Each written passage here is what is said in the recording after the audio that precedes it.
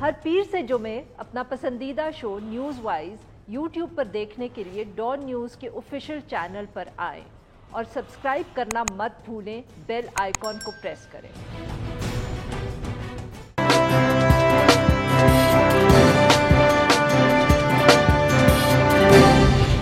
Welcome to news wise, میں ہوں عارفہ نور۔ آج پروگرام میں سب سے پہلے ہم بات کریں گے جو موجودہ سیاسی صورتحال ہے اور اسی حوالے سے اپوزیشن کی حکمت عملی۔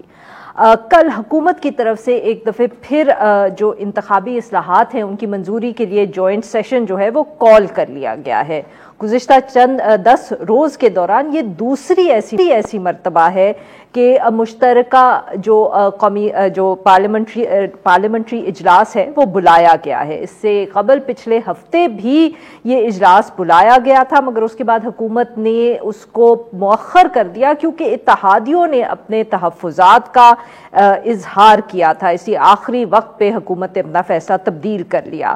اب حکومت کا یہ دعویٰ ہے کہ جو اتحادی ہیں وہ الیکٹرانک ووٹنگ مشین اور جو باقی انتخابی اصلاحات ہیں ان کے اوپر جتنے ان کے تحفظات تھے حکومت نے وہ سب دور کر دیے ہیں، اور اب جو یہ پیکیج ہے یہ پارلیمنٹ سے آسانی سے پاس ہو جائے گا۔ دوسری طرف اسی حوالے سے اپوزیشن بھی اپنی حکمت عملی کو ترتیب دے رہی ہے۔ میڈیا رپورٹس کے مطابق اپوزیشن لیڈر شہباز شریف صاحب نے آج جو ہے اس حوالے سے ایک اجلاس کیا اور اپنے پارٹی کے اراکین کو یہ ہدایت دی کہ وہ ضرور کل پیش ہوں اجلاس کے اندر۔ اس کے ساتھ ساتھ ایک جو دوسرا بہت بڑا ایشو ہے وہ گلگت بلتستان کے سابق چیف جج رانا شمیم صاحب کے حوالے سے ہے، جنہوں نے ایک حلف نامے کے اندر چیف جسٹس ثاقب نثار صاحب کے معاملے سے متعلق ایک اہم بات کی ہے کہ انہوں نے کوشش کی تھی ہائی کورٹ کے ججز کو دباؤ میں لانے کی، انفلوئنس کرنے کی۔ حکومت یہ الزام لگا رہی ہے نواز لیگ کے اوپر کہ وہ اداروں کو بدنام کرنا چاہتے ہیں، جبکہ جو نواز لیگ ہے وہ 2018 کے انتخابات میں دھاندلی کے الزامات کے اوپر قائم کھڑی ہے، اور اسی حوالے سے وہ اس بیان حلفی کو استعمال کر کے یہ کہہ رہے ہیں کہ نئے انتخابات ہونے چاہیے۔ ان دونوں ایشوز کے اوپر نواز لیگ کیا سوچ رہی ہے، اسی حوالے سے گفتگو کرنے کے ساتھ موجود ہیں شاہد خاقان عباسی صاحب، سینئر نائب صدر پاکستان مسلم لیگ نواز اور سابق وزیر اعظم Pakistan. Welcome to the show sir. Sir, joint session پچھلے ہفتے جب حکومت نے مؤخر کیا تو اپوزیشن بہت آپ لوگ کریڈٹ لے رہے تھے اس بات کا اور کہہ رہے تھے کہ ہماری جو حکمت عملی ہے اس کی وجہ سے حکومت کو پوسٹ پون کرنا پڑا۔ حکومت نے بھی آپ کی بات کو جو ہے نا سپورٹ کیا یہ کہہ کے کہ ہم تو اپوزیشن کو ریچ آؤٹ کرنا چاہ رہے ہیں۔ اب انہوں نے ریچ آؤٹ تو کچھ کیا نہیں، اتحادیوں کے ساتھ انہوں نے بات کر لی اور اب لگ رہا ہے کہ کل یہ پاس ہو جائے گا۔ دیکھیں، حکومت کو اپنے اتحادی بھی خوش نہیں ہیں، اپنے ایم این ایز بھی خوش نہیں ہیں، کیونکہ سب یہ کہتے ہیں کہ ہم اب حلقوں میں جانے کے قابل نہیں رہے، الیکشن میں ہمیں اپنی سیاست تباہ ہوتی نظر آتی ہے۔ اس کے ساتھ ساتھ حکومت نے پریس کانفرنس بھی کی اور کہا جی کہ ہم چاہتے ہیں کہ کنسنسس سے بلز پاس کیے جائیں۔ اسپیکر صاحب نے جمعے والے دن شام کو خط لکھا جس کا ہم نے جواب اتوار والے دن دے دیا، اور ہم نے یہ کہا کہ بالکل ہم بھی چاہتے ہیں کنسنسس سے پاس ہوں۔ اس کا ایک طریقہ کار ہے، ایک کمیٹی بنی ہوئی ہے جس کو 4 مہینے میں اس کی میٹنگ نہیں بلائی گئی، میٹنگ جو ہوئی ہیں وہ irrelevant ہوئی ہیں، تو باقی بلز اس کو دے دیں، اور جو الیکٹورل ریفارم کے بل ہیں وہ ایک طریقہ ہے اسمبلی میں، اس پہلے بھی الیکٹورل ریفارمز ہوئے ہیں، ان کو آپ پارلیمنٹری کمیٹی بنائیں جس کی کمپوزیشن یہ ہوتی ہے کہ اس میں ہر جماعت کی ممبرشپ ہوتی ہے، حکومت کی اکثریت نہیں ہوتی، اور وہ متفقہ طور پر انتخابی اصلاحات کرتی ہے، جیسے 2017 جیسے 2015 یا 14 میں کمیٹی بنی تھی، 117 میٹنگز اس کی ہوئیں اور الیکٹورل ریفارم ہوا، پورا پیکج ہوا۔ تو اب بھی یہی ضرورت ہے کہ الیکٹورل ریفارمز کو ہمیشہ کنسنسس سے ڈسکشن کر کے، کیونکہ کل کیا ہوگا، کوئی اور جماعت آئے گی وہ بدل دے گی نظام پھر سے، اب کیا کر لیں گے؟ سر وہ یہی کہتے وہ حکومت، کل ہم نے فیڈرل منسٹر سے بات کی، انہوں نے کہا کہ جی وہ جو جواب آیا تھا شہباز شریف صاحب کا وہ تو اس سے لگ رہا تھا کہ یہ اتنا معاملہ طول کھینچے گا کہ ہم نے سوچا کہ چلو پھر ہم اتحادیوں سے مل کے ہی کر لیتے۔ نہیں، طول نہیں کھینچتا، ہم 1.5 سال سے یہ بات کر رہے ہیں۔ آئی نو سر، آج بھی اگر طول، بالکل آپ طول نہیں کھینچتا، ہر روز میٹنگ کریں، ہر روز میٹنگ کریں. تو سر پھر یہ کون سی قیامت؟ اگر 3 مہینے گزر جائیں، 6 مہینے گزر قیامت آ جائے گی. سر وہ جلدی میں کیوں ہے آپ کے خیال میں؟ یہ ان کو ہی سمجھ آئی ہے، کیونکہ جو کام جلدی میں ہوتا ہے اس کی خرابیاں ہوتی ہیں. میں آپ کو بڑے اوپنلی کہتا ہوں، آپ یہ قانون پاس کر دیں، اس کو الیکشن کمیشن امپلیمنٹ نہیں کر پائے گا. اچھا سر، آپ کا گزشتہ روز پچھلے ہفتے میں نے کہیں ایک انٹرویو دیکھا تھا جس میں آپ کہہ رہے تھے کہ پہلے اپوزیشن کو فون کالز آتی تھیں، آج کل شاید حکومت والوں کو آ رہی ہیں، جواب نہیں دے رہے. ایلائز کی حالت ذرا پوچھ لیں. نہیں تو سر پھر اس کا مطلب ہے کہ پھر اگر کل انہوں نے اناؤنس کر دیا ہے جوائنٹ سیشن، اس کا مطلب ہے کہ پھر سے وہ کالز آنا شروع ہو گئی ہیں، اتحادیوں کو تو آنا شروع ہو گئی ہیں. اگر آپ کو اتحادیوں کو بھی آئی ہیں اور جو اپوزیشن کے گورنمنٹ کے ممبر ہیں ان کو بھی آئی ہیں. گنتی پوری کرنے کی جو طریقہ کار ہے، مروجہ طریقہ کار ہے، وہ پورا استعمال ہوا ہے. So then that means sir that all is well in the. دیکھیں all جب آپ کو کالیں کر کے لوگ پورے کرنے پڑیں پھر حکومت نہیں رہتی. پھر حکومت کالیں کرنے والوں کی ہوتی ہے، پھر آپ ان کے رحم و کرم سر. وہ تو آپ لوگ پہلے دن سے کہہ رہے ہیں. ٹھیک ہے نہیں سر، تو پھر یہی بات ہے نا کہ پھر پہلے دن سے حکومت کو جو چلا رہے ہیں وہ اسٹل آن بورڈ ہے، کیونکہ بیچ میں یہ بات شروع ہو گئی تھی کہ شاید حکومت کے دن پورے ہو گئے ہیں، کیونکہ جو چلا رہے تھے. تو آپ کو وقت بتائے گا کہ دن پورے ہوئے یا نہیں ہوئے، لیکن آج کالیں آ رہی ہیں، اس میں کوئی شبہ نہیں ہے. آج کالیں آ رہی ہیں. اپوزیشن کو آ رہی ہیں کہ نہیں؟ نہیں، اپوزیشن کو نہیں آئی. کیوں؟ اس کا مطلب ہے ان کو امید نہیں ہے کہ کوئی فائدہ ہوگا. تو سب سے آسان یہی کہ حکومت اپنے نمبر پورے کر لے. تو سر یہ جو پی ایم ایل کیو والے شور مچا رہے ہیں، یا کامل علی آغا صاحب کہہ رہے ہیں ہم سوچ رہے ہیں اور پتہ نہیں ہم یوں کریں گے اور وہ کریں گے، this is all for television consumption. آپ جب ووٹ ہوا تو دیکھ لیں گے، کالوں کا اثر ہوتا ہے.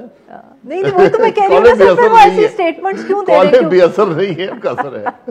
نہیں اس کا تو پھر سر یہی مطلب ہے کہ کل وہ لا پاس ہو جائے گا اور مطلب کہ ابھی پاکستان تحریک انصاف کی حکومت کو کوئی خطرہ نہیں ہے. خطرہ تو آپ کو وقت بتائے گا. خطرہ عوام سے ہوتا ہے. آج لوگ تنگ ہیں، لوگ پریشان ہیں، اور خطرہ آپ کو اپنے ممبروں سے ہے جو آج یہ سمجھ چکے ہیں کہ اس جماعت کے ساتھ ہمارا مستقبل نہیں ہے سیاسی، ہم ووٹ نہیں آ سکتے، ہم کامیاب نہیں ہو سکتے. سر آپ کتنے are in touch with P M L N کہ اگلے الیکشن کے لیے انہیں ٹکٹ چاہیے؟ آپ جب الیکشن کا وقت آئے گا تو دیکھ لیں. نہیں سر ابھی کچھ تو آپ دیکھ لیں گے. میں نمبر پہ اسپیکولیٹ نہیں کرتا، آپ دیکھ لیں گے. اچھا، کیونکہ جو بھی سیاسی آدمی ہے جو انڈیپینڈنس اس کے تھوڑی بہت ہے، جو اپنے ووٹ بھی رکھتا ہے، تو وہ یہ محسوس کر رہا ہے کہ میری تو سیاست ختم ہے اگر میں اس جماعت کے ساتھ رہا. اچھا سر یہ بتائیے گا کہ مولانا فضل الرحمان صاحب کی بھی آج ایک میڈیا ٹاک ہوئی کوئٹہ کے اندر، تو وہ بھی مطلب کہ جیسے آپ گفتگو کریں نا، ان کی باتوں سے بھی یہ لگا کہ ان کو بھی اب یہ لگ رہا ہے کہ یہ قانون پاس ہو جائے گا، کیونکہ انہوں نے ذکر کیا اس بات کا کہ غالباً ان کی بات بھی ہوئی ہے آپ سے اور کامران مرتضیٰ صاحب سے، اور انہوں نے کہا کہ ان سے کہ اب جو وہ لیگل اسٹریٹجی ہے سپریم کورٹ کے حوالے سے اس کے اوپر کام کریں.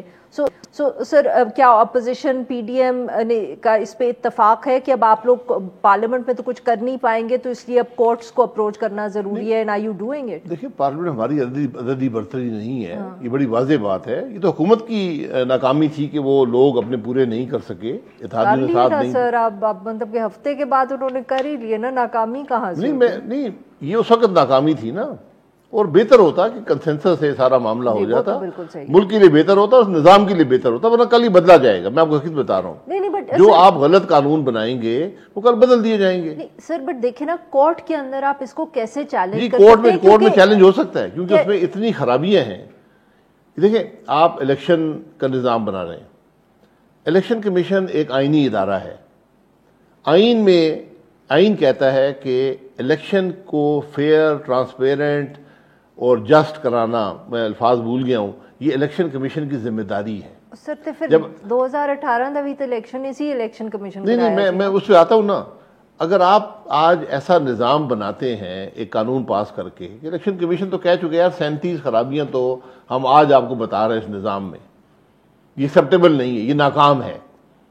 تو پھر وہ جب الیکشن کمیشن یہ کہہ رہا ہے کہ میں اس کے تحت، اس نظام کے تحت الیکشن نہیں کرا سکتا فیئر اور آنیسٹ، تو پھر آپ اب وہ ایک آئینی تضاد آ گیا. پھر جو آپ الیکٹورل رولز حوالے کر رہے ہیں نادرا کے. سر ہر الیکشن پہ کوئی نہ کوئی جماعت کھڑے ہو کے کہتی ہے کہ الیکشن نہ فیئر ہوا ہے نہ فری ہوا ہے, مگر پھر بھی وہ الیکشنز ہو بھی جاتے ہیں اور وہ ایکسیپٹ بھی ہوتے ہیں اور سب پارلیمنٹ میں بھی بیٹھتے ہیں. جی وہ الیکشن کے نفاذ پہ بات ہے. جب الیکشن کمیشن الیکشن کرانے والا ادارہ کہہ دے جی میں اس نظام کے تحت الیکشن نہیں کرا سکتا ہوں, مجھے آئین کہتا ہے کہ فیئر الیکشن کراؤ, میں فیئر الیکشن نہیں کرا سکتا اس نظام کے تحت, پھر بات دوسری ہے. اس لیے کورٹ انوالو ہوں گے کہ جو لاز ہیں اس میں تضاد ہے آئین سے. سو بیسکلی الیکشن کمیشن بھی کی طرف سے ایسی اسٹیٹمنٹ آئے گی تو آپ کا لیگل کیس اسٹرانگ ہوگا. جی جب ہم جائیں گے تو الیکشن کمیشن کو بلایا جائے گا. صحیح ہے. تو وہ آ کے اپنا موقف بیان کریں گے جو وہ کر چکے ہیں, جس کے بعد وفاقی وزراء نے ان کو دھمکیاں دی اور آگ لگانے کی بھی دھمکی دی, پھر اب معافی بھی مانگ لی ہے. جی یو ٹرن ہم کر لیتے ہیں, کوئی ایسی بات نہیں. شکر کریں معافی مانگ لیا. آپ لوگوں نے نہیں معافی مانگی تھی, ڈسکوالیفائی ہو کے 3 بیٹھے ہوئے ہیں. جی ناظرین یہاں پہ لیتے ہیں ایک چھوٹا سا بریک, جب ہم واپس آئیں گے تو ہم عباسی صاحب سے گفتگو جاری رکھیں گے. اسٹے ود اس.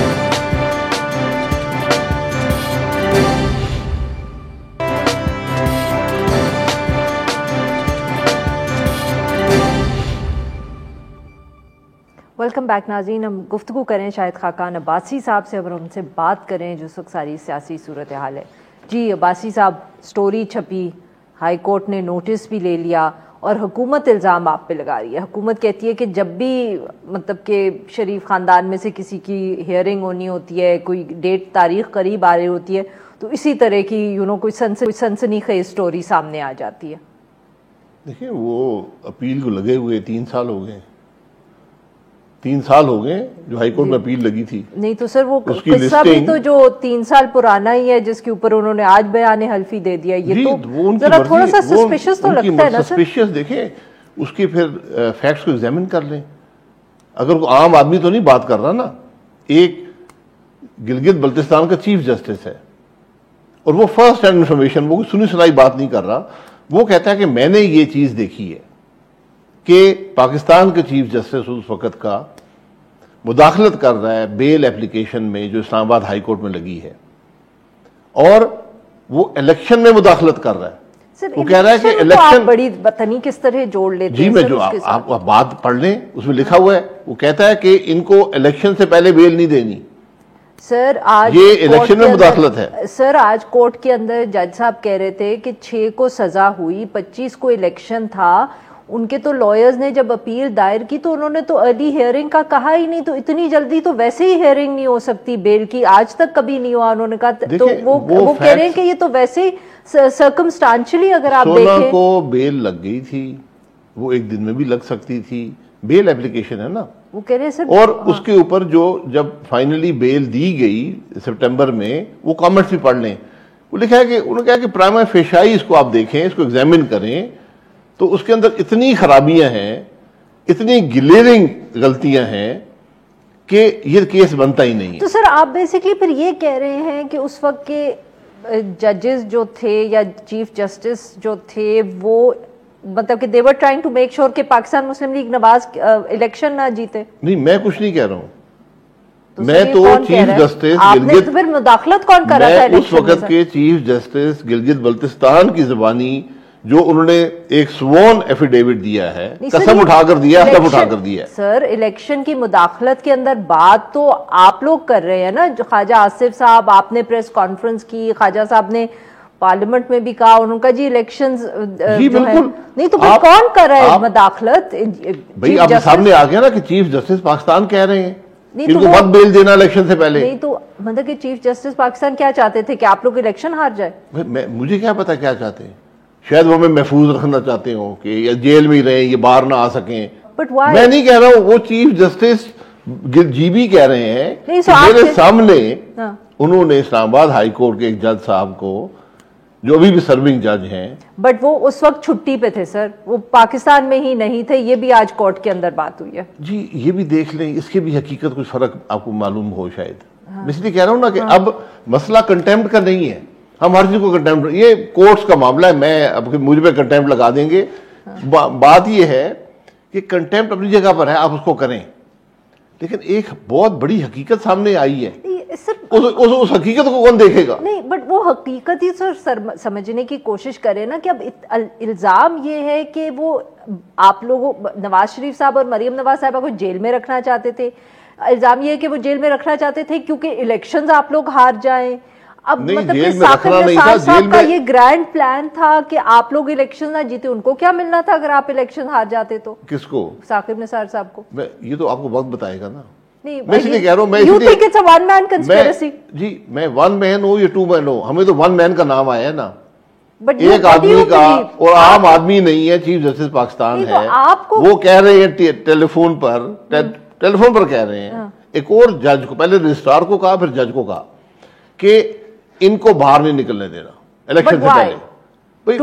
کہ آپ لوگ الیکشن یہ تو وقت بتائے گا نا. آپ کہہ رہے ہیں نا الیکشن میں داخلت ہوئی, آپ کہہ رہے ہیں فیئر الیکشن. جب آپ نے تاریخ پیچھے کر کے الیکشن کے عین دوران آپ نے کنوکشن کر دی, وہ بھی کچھ اس کا سے بھی کچھ اظہار ہوتا ہے معاملے کا, اور یہ بہت سے حقائق سامنے آئے ہیں. اس لیے اس کی تہہ تک پہنچنا ضروری ہے. میں نے کل بھی کہا, میں نے کہا یا چیف جسٹس جی بھی جھوٹ بول رہے ہیں یا چیف جسٹس پاکستان جھوٹ بول رہے ہیں. ایک آدمی حلف پر قسم اٹھا کر کہہ رہا ہے کہ میں نے یہ میرے سامنے. وہ کہتے ہیں کہ لیگل ویلیو کوئی نہیں ہے جو آپ بیان حلفی باہر ملک سے وہ کرتے ہیں, اس کی کوئی یہاں پہ کورٹ میں لے لیں ان سے اسٹیٹمنٹ. وہ آئی نہیں نا, وہ آ کے دے دیں گے. وہ جب آئیں گے تو بھائی وہ نہ دے تو وہ خود جھوٹے ثابت ہو گئے. دیکھیں نا بات تو یہ ہے. جی ابھی تک تو پتہ نہیں ہے نا. نہیں سر, تو پھر بندہ کہ but there has to be some method to the PMLN's. نہیں PMLN کا کوئی تعلق نہیں ہے سر. آپ نے کہا الیکشنز نئے کروائیں, الیکشنز کے اوپر سوال اٹھ کے. اب پہلے یہ تو ہمیں سمجھائے نا کہ الیکشن کے اوپر سوال, الیکشن تو جو ہو چکے ہیں اس کے اثرات تو آپ سب کو پہنچ چکے ہیں. جو فائدہ ہونا تھا آپ کو مل گیا ہے, وہ تو آپ بھگت رہے ہیں, پورا ملک بھگت رہا ہے. وہ تو ایک طرف ہو گئے. کس نے کیا؟ آپ الزام ثاقب نثار صاحب مطلب کہ اکیلے آدمی تھے, ون مین مشین تھے. ابھی تو اس کا پتہ چلا ہے نا, کل اوروں کے نام بھی آ جائیں گے. میں آپ کو حقیقت سے کہتا ہوں کہ یہ ساری اسپیکولیشن ہوتی ہے. آپ ایک ٹروتھ کمیشن جب بنائیں گے نا, آپ کو بڑے تلخ حقائق اس ملک کے سامنے آئیں گے. اچھا سر, اگر یہ ٹروتھ کمیشن پہ بات کر لیں, آپ کی جو کل پریس کانفرنس تھی, آپ نے کہا کچھ لوگوں کو تو ہونی چاہیے سزا, آپ نے ان کے نام بھی لیے, تو پھر کس کے؟ ثاقب نثار صاحب کا. نہیں میں نے نہیں کہا, میں نے کہا دیکھیں اگر یہ بات یا چیف جسٹس جی بھی جھوٹا ہے یا چیف جسٹس پاکستان جھوٹا ہے, ایک بندے نے بڑی کلیئرلی بات کر دی ہے کہ میرے سامنے دوسرے نے یہ بات کی ہے, دوسرے نے تردید کر دی ہے. اب اس کی حقیقت تک پہنچنا چاہیے کیونکہ اثر تو مجھ پہ ہو رہا ہے. اثر آپ کے اوپر کیسے ہو رہا ہے سر؟ ہاں جی, میری بیل آپ نہیں ہونے دے رہے اور پاکستان کے الیکشن میں انٹرفیئر کر رہے ہیں.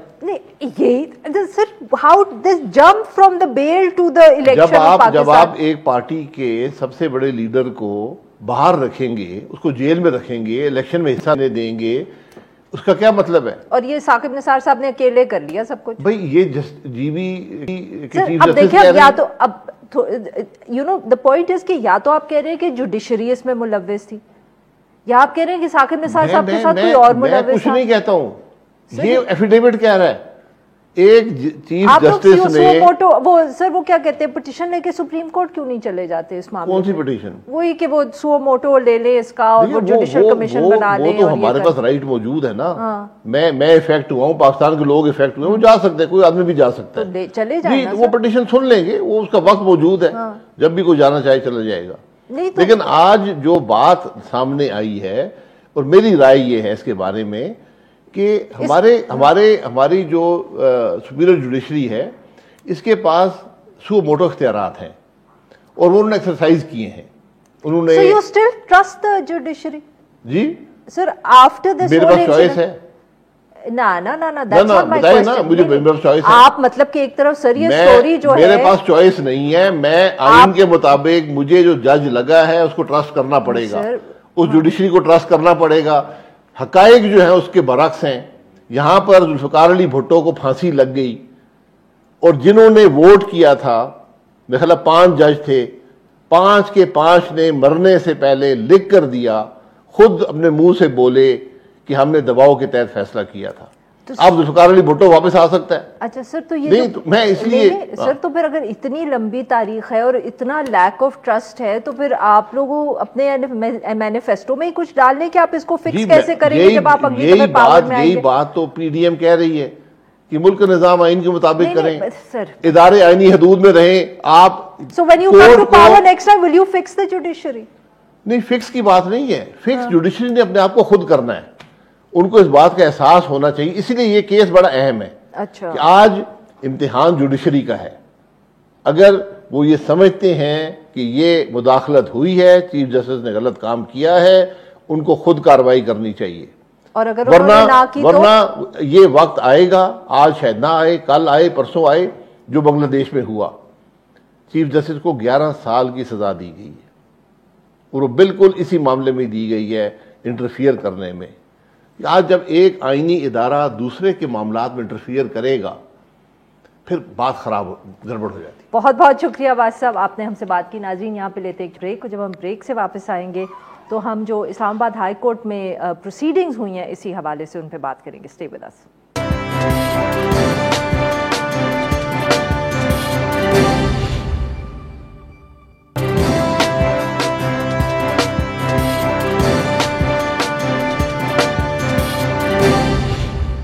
Welcome back. پروگرام کے اس حصے میں ہم ذکر کریں گے گلگت بلتستان کے جو سابق چیف جج ہیں رانا شمیم صاحب, ان کا جو بیان حلفی سامنے آیا ہے اور اس پر ہونے والی آج عدالتی کارروائی. گزشتہ روز انگریزی اخبار دی نیوز میں یہ سٹوری چھپی تھی کہ رانا شمیم صاحب کا جو ایک بیان حلفی سامنے آیا ہے جس کے اندر انہوں نے یہ کہا ہے کہ جولائی 2018 کے دوران انہوں نے چیف جسٹس جو اس وقت کے تھے ثاقب نثار صاحب کو اپنے رجسٹرار کے ذریعے اسلام آباد ہائی کورٹ کو یہ ہدایت دیتے ہوئے سنا کہ 25 جولائی 2018 کے جو انتخابات ہیں اس سے پہلے نیب کیسز کے اندر گرفتار نواز شریف صاحب اور ان کی بیٹی مریم نواز صاحبہ کو بیل نہیں ملنی چاہیے. اسلام آباد ہائی کورٹ کی طرف سے اس معاملے کا از خود نوٹس لیتے ہوئے اطہر من اللہ صاحب نے رانا شمیم صاحب, ایڈیٹر دی نیوز, اور خبر دینے والے صحافی انصار عباسی صاحب کو کورٹ میں بلایا. آج جو کارروائی ہوئی تو اس کے دوران میڈیا رپورٹس کے مطابق چیف جسٹس اطہر من اللہ صاحب نے متعلقہ اخبار کی جو ایڈیٹوریل کنٹرول اور پالیسی ہے اس کے اوپر سوال اٹھایا اور یہ پوچھا کہ اگر کوئی بھی سابق جج اس طرح کا بیان حلفی دے تو کیا اس کو اخبار کے فرنٹ پیج پر اسی طرح چھاپا جانا چاہیے.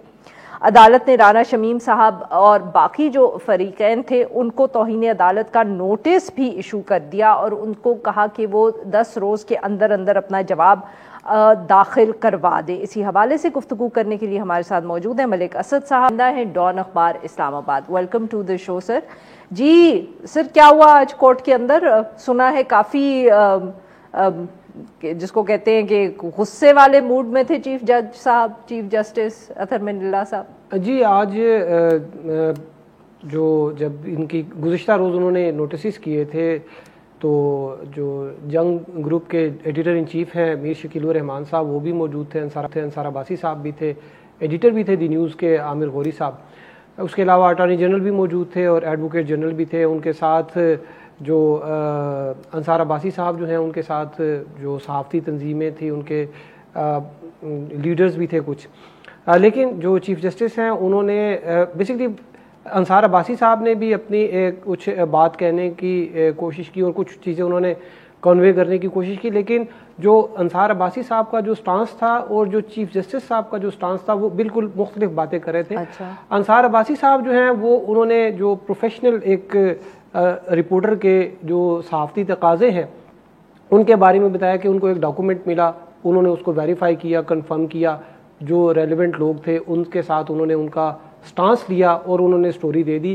لیکن اس میں جو چیف جسٹس صاحب ہیں, کیونکہ انصار عباسی صاحب کے خیال میں جو کہانی ہے اس کے 2 کردار تھے, ایک سابق چیف جج جو تھے گلگت بلتستان کے جو کہ سپریم ایپلیٹ کورٹ گلگت کی ٹاپ جو کورٹ ہے اس کے سربراہ تھے, اور دوسری طرف chief justice of Pakistan, x chief justice of Pakistan تھے. ان کے خیال میں کہ یہ سٹوری ان 2 سے متعلق ہے, لیکن اور دونوں کا انہوں نے کہا جی میں نے دونوں کا, لیکن چیف جسٹس سے بتایا کہ اس کا جو سب سے بڑے سٹیک ہولڈر تھے وہ تو اسلام آباد ہائی کورٹ کے جج تھے جن کے بارے میں انہوں نے ایسپریشنز, ان کے بارے میں شکوک و شبہات جو ہیں وہ اٹھائے کہ وہ انہوں نے فون سنا اور فون سننے کے بعد جو ہے وہ ان کا جو فیصلہ تھا وہ اس فون کال سے انفلوئنس تھا. تو اس میں جو آج کی جو ہیئرنگ ہوئی ہے اس میں پھر اسی وجہ سے پھر اظہار وجوہ کے جو ہے وہ شو کاز نوٹسز جو ہے وہ جاری کیے گئے، جو کہ کنٹمپٹ کے نوٹسز بھی جن کو کہا جاتا ہے توہین عدالت کے نوٹسز، کہ جو یہ سٹوری پبلش ہوئی ہے اس میں جو ہے وہ جو اسلام آباد ہائی کورٹ سے متعلق معاملات تھے ان کو انویسٹیگیٹ نہیں کیا گیا۔ انہوں نے انصار عباسی صاحب سے کو بتایا بھی کہ آپ اتنے بڑے انویسٹیگیٹو جرنلسٹ ہیں، آپ کو یہ معلوم کرنا چاہیے تھا کہ کیا یہ جس جج کے بارے میں ایفیڈیوٹ آیا ہے ان کا نام آیا ہے، کیا وہ اس وقت اس پاکستان میں تھے یا نہیں تھے، وہ اس بینچ کا حصہ تھے جنہوں نے فیصلہ کرنا تھا یا نہیں تھا، یہ آپ نے معلوم نہیں کیا۔ سر رانا شمیم صاحب کو بھی بلایا گیا تھا؟ جی رانا شمیم صاحب کو بلایا گیا تھا، اور رانا شمیم صاحب جو ہیں وہ نہیں آئے، ان کے صاحبزادے ہیں جو کہ بڑے اچھے ایک وکیل ہیں احمد حسن رانا، وہ پیش ہوئے تھے اور انہوں نے کہا کہ رانا شمیم صاحب جو وہ آ جائیں گے۔ بعد میں نے مطلب آ جائیں گے، بعد جو نیکسٹ انہوں نے کہا تھا کوئی ڈیٹ دیں تو اس میں وہ پیش ہو جائیں گے۔ اب میری پھر بعد میں ان سے بات ہوئی تو انہوں نے کہا جی کہ رانا صاحب آئیں گے، اور مجھے یوں لگا کہ شاید رانا صاحب کے پاس کچھ ان کی باتوں سے، ان کے بیٹے کی باتوں سے یوں لگا کہ شاید رانا صاحب کے پاس کوئی اس قسم کا کوئی میٹیریل بھی ہے کہ شاید جس کی بیس پہ وہ جو ایفیڈیوٹ میں انہوں نے بات کی ہے اس کو سبسٹینشیٹ کر دیں۔ اگر ایسا ہوا تو پھر یہ ثاقب نثار صاحب کے لیے جو ہے وہ تھوڑا سا امبیرسمنٹ ہوگی، کیونکہ جو چیف جسٹس ہیں انہوں نے عدالت میں یہ بڑے واضح طور پر کہا تھا کہ اگر ہمیں ایک کوئی چھوٹا سا ثبوت بھی اس طرح کا ایویڈنس یا کوئی اس طرح کا میٹیریل ملتا ہے کہ ثاقب نثار صاحب نے ایسی اگر بات کی ہے تو پھر ہم ان کو بھی ان کے خلاف پروسیڈ کریں گے، ان کو بھی بلائیں گے۔ سر ویری کوئکلی بہت تنقید یا تھوڑی بہت تنقید جج صاحب پہ بھی ہوئی کہ خبر چھاپنی تھی کہ ڈونٹ شوٹ دا میسنجر والی بات کی، انہوں نے آج بہت سختی سے گفتگو کی اباؤٹ پیپل جو اپنا کام ہی کر رہے تھے۔ نہیں، انہوں نے تو کہا کہ آپ میسنجر نہیں ہیں اس میں، انہوں نے کہا تو آپ تو پارٹی بن گئے اس کیس میں، کیونکہ ایک بیسکلی یہ ایک ایفیڈیوٹ تھا جو کہ ابھی جوڈیشل ریکارڈ پہ نہیں آیا تھا۔ مطلب اگر میں کورٹ رپورٹنگ کرتا ہوں، مجھے کوئی اس قسم کا ایفیڈیوٹ دیتا تو میں اس کو یہ مشورہ دیتا کہ آپ اس کو نا ایک عدالتی ریکارڈ پہ لے کے آئیں، ایک سول مسلینس اپلیکیشن، بے شک ایک ہینڈ ریٹن لکھ کے آپ دے دیں، بے شک اس کے اوپر آبجیکشن لگ جائے، اب آپ دیتے ہیں تو آبجیکشن لگ جاتا ہے، تو میں اس کے بعد اگر عدالتی ریکارڈ پہ آ جاتا تو پھر اگر یہ اس طرح کی سٹوری آ جاتی تو پھر اس کے اوپر اتنا ایشو نہیں بننا تھا، یا کم از کم اس میں یہ مینشن کر دیتے کہ جو جن جج صاحب کا نام جو ہے وہ ایفیڈیوٹ میں مینشن کیا، جب ہم نے تحقیق کی تو پتہ چلا کہ وہ پاکستان میں اس وقت تھے نہیں۔ اگر یہ چیز سٹوری میں آ جاتی تو شاید اتنا بڑا ایشو نہ بنتا۔ بہت بہت شکریہ سر، آپ نے ہم ناظرین یہاں پہ لیں گے ایک چھوٹا سا بریک، جو ہم بریک سے واپس آئیں گے تو ہم بات کریں گے لاہور کے اندر جو اس وقت اسموگ کے حوالے سے صورتحال ہے۔ اسٹے ود اس۔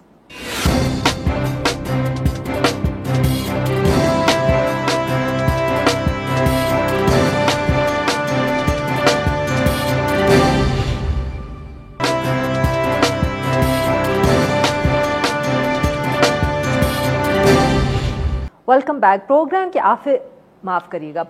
کے آخر میں ہم ذکر کریں گے پنجاب کے اندر جو بڑھتی ہوئی اسموگ ہے، یعنی کہ فضائی آلودگی، اور اسی حوالے سے جو آج کل ایک بحران بھی پیدا ہو رہا ہے۔ ایئر کوالٹی انڈیکس جو ہے اس کے مطابق فضائی آلودگی کے لحاظ سے لاہور دنیا کے آلودہ ترین شہروں کی لسٹ میں پہلے نمبر پر آ گیا ہے۔ جو پرٹیکولیٹ میٹرز ہیں ان کی تعداد 242 ریکارڈ کی گئی ہے۔ اس کے ساتھ ساتھ فیصل آباد، ساہیوال، بہاولپور کے اندر بھی یہ مسئلہ بڑھتا ہوا نظر آ رہا ہے۔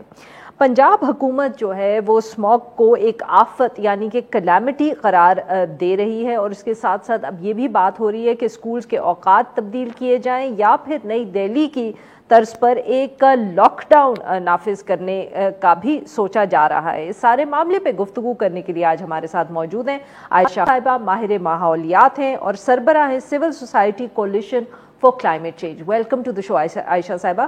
عائشہ صاحبہ، ہر سال ہی اسموگ کا سردیوں کے ایک آدھ مہینے میں ہم بہت ذکر کرتے ہیں، حکومتیں بھی، پالیسی میکرز بھی بہت ذکر کرتے ہیں، پھر سردی گزر جاتی ہے اور ہم سب بھول جاتے ہیں، کوئی اس کے اوپر ٹھوس اقدامات نہیں ہوتے۔ آئی تھنک زیادہ وقت ہمارا بھی یہی ڈیبیٹ کرتے ہوئے گزر جاتے ہیں کہ جی ہو کیوں رہا ہے، why does this happen in your I mean کہ ہم اس کو صرف کیوں نہیں ہم سمجھ پا رہے کہ یہ کتنا سنجیدہ مسئلہ ہے اور ہم کیوں اس کو صرف 2 مہینے کے لیے ڈسکس کرتے ہیں؟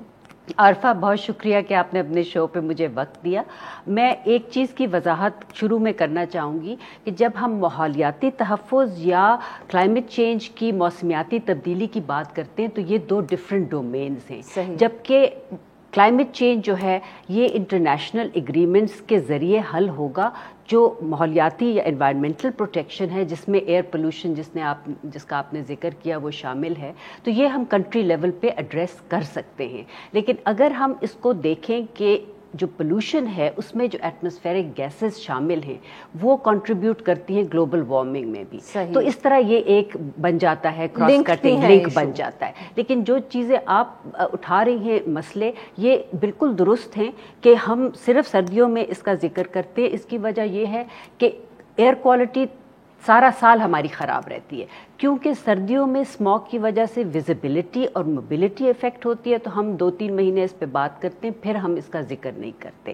تو جب ایئر پولوشن کی ہم بات کرتے ہیں تو اس کا سلوشن صرف ایئر کوالٹی انڈیکس کے ذریعے نہیں نکلے گا، ہمیں جا کے اس کی سورسز کو آئیڈینٹیفائی کرنا چاہیے پہلے. اور کیونکہ 18ویں ترمیم کے بعد اب انوائرمنٹ جو ہے یہ ایک پروونشل سبجیکٹ ہے، تو یہ پنجاب حکومت کی ذمہ داری بنتا ہے کہ یہ دیکھیں کہ یہ جو ایمیشنز ہیں یہ کون سی ہیں اور کتنی ہیں اور کون سا سیکٹر ان کو ایمٹ کر رہا ہے. انڈسٹری سے کتنی آ رہی ہیں، وہیکولر ایمیشن سے کتنی آ رہی ہیں، ایگریکلچر سیکٹر سے کتنی آ رہی ہیں. اس کے بعد آپ پالیسی بنا کے لیجسلیشن پاس کر کے اور کوئی مانیٹرنگ میکینزم بنا سکتے ہیں. عائشہ صاحب، اگر مسئلہ یہی ہے کہ ابھی تک تو میرے خیال میں فیصلہ ہی نہیں، اور شاید یہ ڈیلیبریٹ ہے کہ ہم یہ فیصلہ ہی نہیں کرنا چاہتے کہ یہ اس کی سورس کیا ہے، کیونکہ پچھلی 2 حکومتوں سے، and correct me if I am wrong, جب بھی یہ مسئلہ اٹھتا ہے تو ہم فوراً بات کرنا شروع کر دیتے کہ جی بھارت کے اندر جو ہے وہ فصلیں جلاتے ہیں تو وہ ہوا ادھر آ جاتی ہے.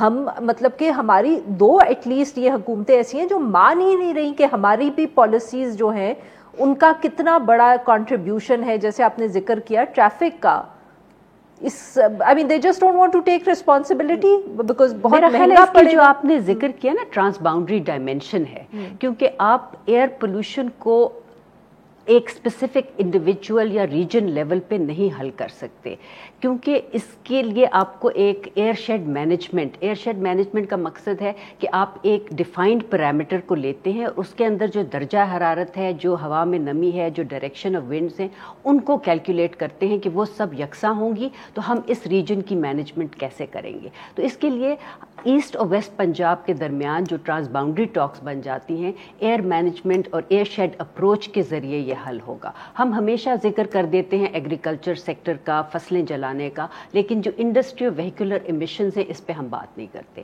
تو یہ بہت ضروری ہے، جب تک اپورشنمنٹ آپ نہیں کریں گے آپ اس کے حل کی طرف نہیں جا سکیں گے. مگر عائشہ صاحبہ، اب جیسے آپ نے ذکر کیا، بٹ کہیں نہ کہیں تو لاہور، صرف اگر ہم لاہور کی بات کریں یا پنجاب کے بڑے شہر ہیں، ان کے اندر کچھ نہ کچھ تو اقدامات کرنے پڑیں گے نا.